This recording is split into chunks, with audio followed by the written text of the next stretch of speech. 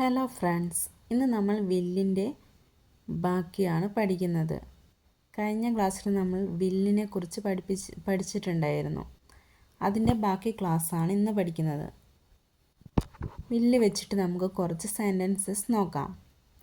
I will come, he will come, she will come, they will come, we will come, doctor will come, Suresh will come, my brother will come. അപ്പോൾ നമ്മൾ വില്ലിൻ്റെ meaning എന്താണ് മലയാളത്തിൽ പറഞ്ഞതെന്ന് ഓർമ്മയുണ്ടോ? വില്ലെന്ന് പറഞ്ഞാൽ എന്നാണ് meaning വരിക.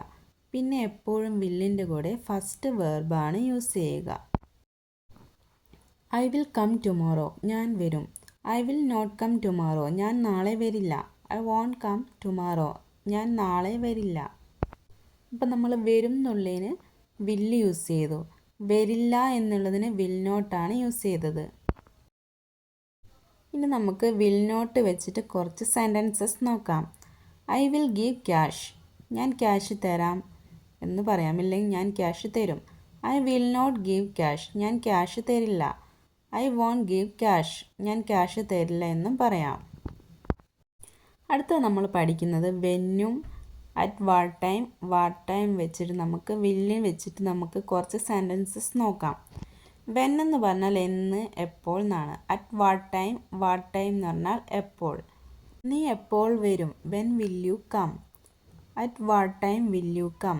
What time will you come എന്ന് നമുക്ക് ചോദിക്കാം. നീ എപ്പോൾ വരുമെന്ന് ചോദിക്കുന്നതിന് ഈ 3 ടൈപ്പിൽ നമുക്ക് ചോദിക്കാവുന്നതാണ്. നീ എന്ന് വരും? When will you come?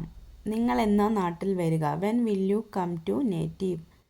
നിങ്ങൾ എന്നാ അല്ലെങ്കിൽ എപ്പോഴാ പോവുക? When will you go? നിങ്ങൾ എന്നാ തിരിച്ചു പോവുക? When will you go back? അവൻ എപ്പോൾ വരും? When will he come? Rahul എപ്പോൾ വരും? When will Rahul come? Doctor എപ്പോൾ വരും? When will doctor come?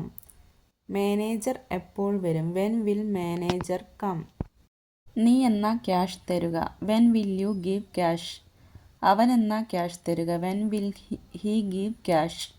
അവൻ എപ്പോഴാ ഉറങ്ങുക? When will he sleep? നീ എപ്പോൾ എത്തും? When will you reach? Bus എപ്പോൾ എത്തും? When will bus arrive?